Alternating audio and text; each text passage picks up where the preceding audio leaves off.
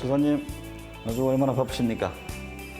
어쨌든 1인 2역 하느라고 좀 바쁘긴 하죠. 그러니까요. 지난번 3박 4일로 전국 한 1,200km 쭉 도셨잖아요. 다니면서 민심은 어떤 걸 느끼셨어요? 지방 경제 활성화, 네. 지역 균형 발전 이런 욕구가 매우 높다는 걸 느꼈고요. 대선 후보로서 좀 환호성은 안 들었습니까? 요즘은 코로나19 때문에 모이기도 어려워서 네. 그렇긴 한데 열기들은 꽤 높아서 저도 자신감 많이 얻었습니다. 네. 소년공 출신의 드라마틱한 인생 스토리.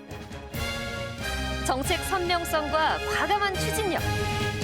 정책 성과와 시민들과의 적극적인 소통을 통해 대선 주자로 우뚝 선 이재명 경기도지사.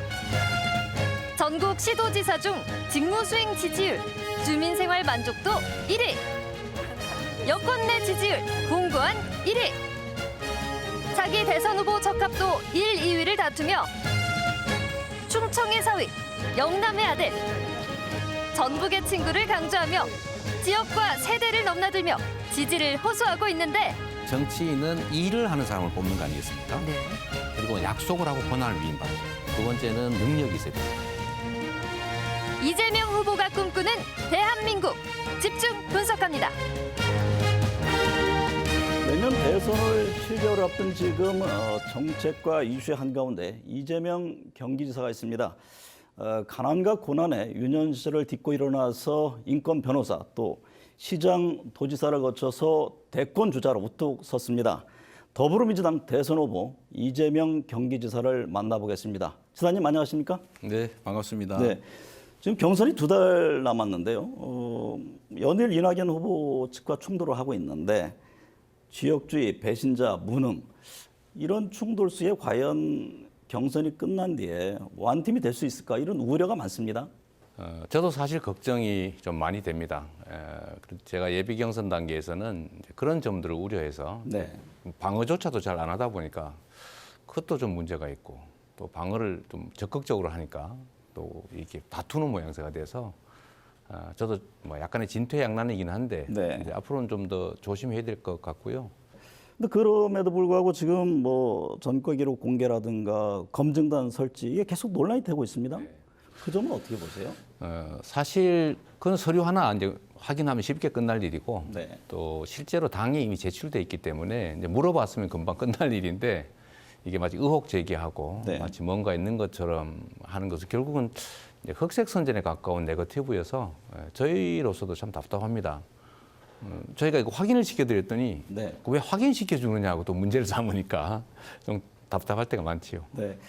지금 이재명 지사가 강조한 그 기본소득이 지금 여야 할 것 없이 공격의 하나의 소재가 됐는데 뭐 경기도민을 대상으로 한 재난지원금 100% 지급안에 대해서도 이제 논란이 있습니다. 이 지사가 구상하는 대한민국의 경제, 그 복지 정책의 핵심은 무엇입니까? 과거에는 분배와 성장이 좀 대립되는 개념이었는데 이제는 양극화 시대고 양극화가 저성장을 초래하는 상황이라 오히려 분배를 통한 성장, 성장을 통한 분배 이게 사실은 이제 상호 보완적 관계가 됐습니다. 네네. 그 중에 특히 기본소득은 지역화폐 형태로 지급을 해서 소득의 양극화도 완화하고 네. 또 소상공인의 매출을 지원해서 경기 순환도 원활하게 하는 효과가 있다는 게 작년 1차 재난지원금에서 증명이 됐죠. 네. 그런 걸 통해서 소비도 늘리고 가계소득도 늘리고 양극화도 완화하고 성장의 계기를 찾을 수도 있을 것 같습니다. 네. 임기 중에요. 기본주택 100만 가구를 포함해서 250만 구의 주택을 공급하겠다. 어떻게 보면 주택 분야에서의 하나의 그 보편적 복지 개념으로 이해가 되는데 한편에서는 또 그런 얘기를 합니다. 이게 집을 소유하고 싶은 개인들의 욕구 이게 반영되지 않은 것 아니냐. 또 부지와 재원 마련, 이 구체적인 실행 방안 이게 좀 미흡하지 않느냐. 그 지적은 어떻게 보고 계세요? 저희가 현재 정부 계획을 벗어나서 추가로 네. 200만 가구를 공급하겠다는 게 아니고 이미 정부 계획에 의하면 부지까지 확보해서 205만 채를 지금 계획으로 준비하고 있습니다. 네네. 거기다 약간 좀 더 하고 그리고 그 중에서 전부 대개 일반 분양 아니면 이제 국민임대 공급을 하게 돼 있는데 그 중간 형태로 중산층도 역세권에서 염가로 네. 살 수 있는 고급형 공공임대 또는 토지임대부 주택을 100만 세대를 공급하겠다는 거죠. 이게 이제 우리 국민들의 그 집을 소유하고 싶은 욕망을 이제 채워주는데 장애가 되지 않냐는 의견이 있긴 합니다만 네. 이렇게 한다고 해도 그 저희가 공공임대가 지금 전체 5%도 안 되고 이거를 10%까지는 좀 늘려서 집을 사기 전 단계에 공공임대에서 좀 편하게 원한다면 평생 또는 집을 살 때까지 살 기회를 만들어 주자라는 것이어서요. 주택시장 경제에 무슨 치명적인 영향을 미치지는 않습니다. 극히 네. 일부에 불과하니까요. 경제를 말할 때요. 이제 노동개혁의 중요성을 네. 얘기를 하지 않습니까? 그 이제 노동시장의 어떤 격차 또는 유연성 문제 등을 지적하는데 노동 정책과 관련해서는 어떤 방안을 염두에 두고 계신가요? 정규직과 비정규직 격차가 너무 큽니다. 또 사회 안전망이 취약하다 보니까 노동의 정규직의 단결 강도가 매우 높아요. 네. 또 기업 입장에서는 정규직을 뽑으면 노동조합으로부터 압박을 느낀다고 생각하니까 비정규직을 뽑죠. 이게 지금 악순환이 되고 있습니다. 그래서 노동 유연성을 확보하기 위해서는 사회 안전망 강화가 필요하고 사회 안전망 강화를 위해서는 재원이 필요하고 또 기업 입장에서는 정규직이든 비정규직이든 차별 없이 좀 쉽게 노동을 고용하고 또는 정리하고 할 수 있게 해줘야 되는데 네. 이걸 전체적으로 방향을 바꿔야죠. 안전망 강화, 유연성 확보, 기업의 이제 부담 증대, 이 사회적 대타협을 해야 됩니다. 네. 지금처럼 그야말로 나쁜 균형을 좀 더 나은 좋은 균형으로 바꿔가야 되는데 그러려고 하면 서로 양보하고 서로 조금씩 더 부담하고 이런 균형들이 필요하죠. 네. 공약 이행을 놓고요. 뭐 닭 잡는 칼, 소 잡는 칼 이런 논쟁도 있던데 네. 이재명 지사 하면 사실 뭐 어떤 정책의 또 선명성, 강한 추진력을 얘기를 하는데 네.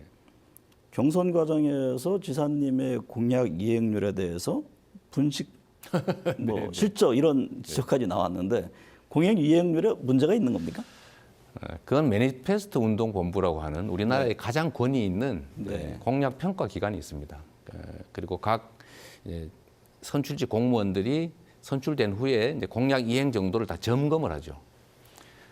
이낙연 후보께서 이제 취임 2년 차 때 이제 전라남도가 제시를 합니다. 우리 이렇게 진행하고 있습니다라고 네. 하면 이제 비율을 계산한 다음에 이제 등수를 매기죠. 그때 이제 전남도 같은 경우는 이제 최하 등급을 받으신 거고요. 25% 정도 이행했다. 저는 이제 2000년도 기준으로 하면 훨씬 더 SA 등급, 최고 등급을 받았죠. 당연히 이제 이행률을 따져서 한 겁니다. 이건 객관적 수치에 의해서 매니페스토 운동본부가 제시한 기준에 의해서 평가받은 것이어서요. 네. 뭐 지방자치단체장으로 높은 점수를 받았지만 국회의원이라든가 이제 중앙행정금이 네. 없지 않느냐. 그래서 국정 경험 부족을 지적을 하는데 네. 그 부분에 대해서는 어떻게 받아들이시나요? 국회의원은 사실 감시 견제 기관이어서 네. 그 국정 전체를 알기가 사실 어렵습니다. 오히려 지방 정부는 종합 행정을 하기 때문에 우리 경기도 같은 경우는 외교, 국방 그 부분을 뺀 나머지는 종합 행정으로 다 하고 있죠. 또 한 가지 제가 말씀을 좀 드리고 싶은 것은 이제 자랑 삼아 말씀을 드리면 제가 이제 그 성남시장을 할 때는 여소야대였습니다. 그러니까 야당이 훨씬 숫자가 많아서 네. 정말 모든 문제들 정책에 대해서 다 반대했는데 제가 그 안에서도 설득하고 또 주민들과 함께 토론하고 이렇게 해서 96%를 지켜냈죠. 민주당 그 선거안 위원장이죠. 지금 이상민 의원이 네. 이 지사직 유지와 관련해서 뭐 이게 불공정 문제가 아니라 네. 적절성 차원에서 그만두는 게 낫지 않느냐 이런 입장을 네. 냈는데 지사님은 지사를 그만두느니 차라리 내가 경선을 그만두겠다 이런 네. 강한 입장을 내셨는데요. 이게 이제 제가 경선에 나가는 건 저의 선택이고 네. 도지사로서의 직무를 하는 것은 책임이죠. 그러니까 이 도지사직을 이제 누리는 권력 또는 권리라고 생각하면 네. 그만두는 게 훨씬 이익이죠. 제가 지금 경선에 상당한 불이익을 입고 있지 않습니까? 그런데 이거를 책임이라고 보면 함부로 던지면 안 되는 거죠. 대표적인 케이스가 저번 대선 경선 때 그 김두관 후보께서 경남지사를 도중에 그만두고 경선을 참여하는 바람에 네. 사실은 문제 제기가 잘했다는 소리보다는 문제 제기가 더 많았던 게 사실이지 않습니까? 네.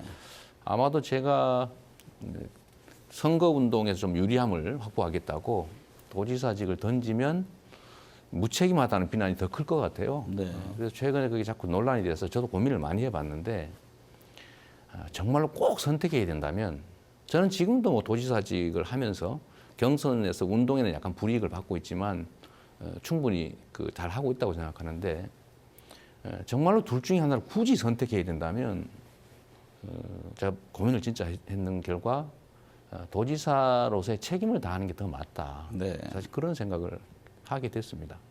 적절한 시점은 언제로 예상을 하십니까? 일단 경선 결과를 좀 봐야 되겠고요. 네. 그게 알 수 없지 않습니까? 네.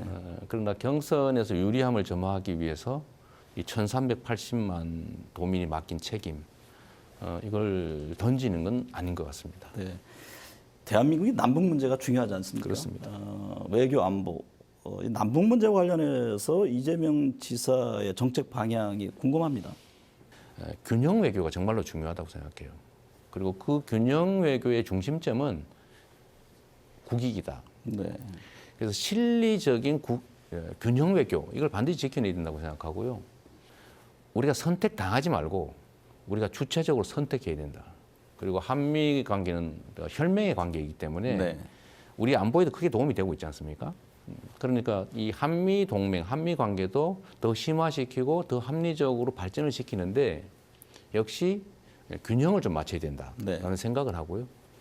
또 한 측면으로 중국과의 관계는 우리가 전략적 협력 동반자 관계 이렇게 규정을 하는데 경제적으로 우리가 매우 깊은 관계가 있고 또 지리적으로 가깝기 때문에 거기와 단절할 수가 없어요. 네. 그래서 거기도 전략적 협력 동반자 관계라고 하는 것을 좀 더 발전을 시키는데 이 두 가지가 우리한테 충돌되지 않도록 우리가 이용당하는 게 아니라 우리가 활용하는 방향으로 가야 된다. 네.